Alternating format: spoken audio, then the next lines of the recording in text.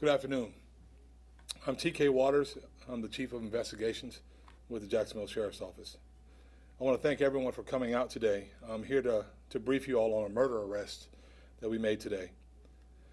In the early morning hours of August 3rd, Caroline Scolart called the Jacksonville Sheriff's Office to report that a suspect was actively burglarizing her vehicle in the 2700 block of Myra Street in the Riverside neighborhood. Our officers were immediately dispatched to the scene of this high-priority call. While on the phone with the communication center, the victim confronted the suspect. She held him at gunpoint and ordered him to remain until police arrived. Unfortunately, the suspect refused to comply or surrender, and instead decided to fire a weapon several times from his handgun, striking the victim. Shortly thereafter, JSO officers arrived and attended to the injured victim. Tragically, she died from the injuries she sustained from that gunshot.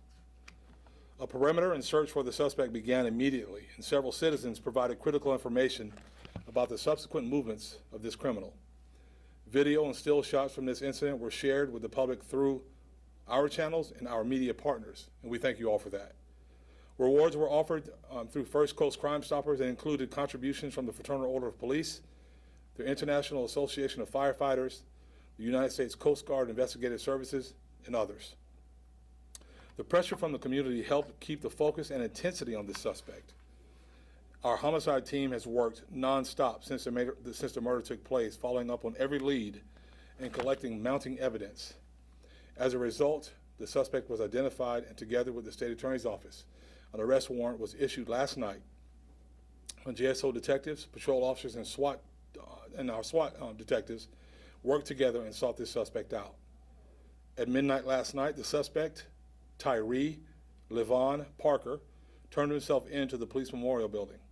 He's been arrested for second-degree murder with other possible charges pending. I feel it necessary to advise the public that the firearm used by the suspect in this case or in this murder was stolen from an unlocked vehicle just 11 days prior to this incident in that same neighborhood. So what was originally a crime of opportunity in a burglary of a vehicle escalated within seconds, resulting in the violent killing of a woman who dedicated her life to serving her country as a petty officer in the United States Coast Guard. This armed burglary suspect was going through the neighborhood checking door handles. There were 8 other burglary cases that night, and the night Mrs. Scolart was murdered. The arrest of this dangerous criminal is a small consolation to the sudden loss that this family has experienced, not to mention that, to the community that feared the violence would continue. We implore the community to lock their vehicles and safeguard their firearms. Please do not provide criminals with easy access to a gun that will only be used for more violent crimes in our community. Despite an overall decrease in auto burglaries by 29%, this year 368 firearms have been stolen in burglaries to vehicles, and 70% of these crimes involved an unlocked vehicle. As you may be able to tell, this incident of senseless violence is extremely frustrating for everyone involved. Our hearts go out to the family as they navigate through this difficult time. And with that, if you have any questions, I'll be glad to answer them. Do you have the age on Tyree? Yes, Tyree was born 12/2 of 98, so that would make him 22. And you said he turned himself in. He did turn himself in. So apparently a search had begun for him. We believe he heard about that search and decided to turn himself in. And you said you got a lot of tips from the community, correct? Yes, the tips started pouring in pretty quickly. Once we started putting photographs out and more information out, people began picking up the telephones to call us. And I mean, that's extremely important. I think our neighborhood, our community is fed up with this kind of activity. And as soon as when they find out about it and they hear about it, I think they're willing to tell us about it. So that's a plus. And I mean, I know you guys have exceptional detectives, but would you say, had it not been for people in the community, giving you guys tips, it could have been a lot harder? I can tell you with 100% certainty, without tips from the community, we will not solve these crimes. Those are some of the most important things that can happen. What people see, where people see someone travel, vehicles that leave the area, vehicles that speed in and leave out, those things are very important to us. And those are some of the tips that we received, along with some of the excellent detective work that was done.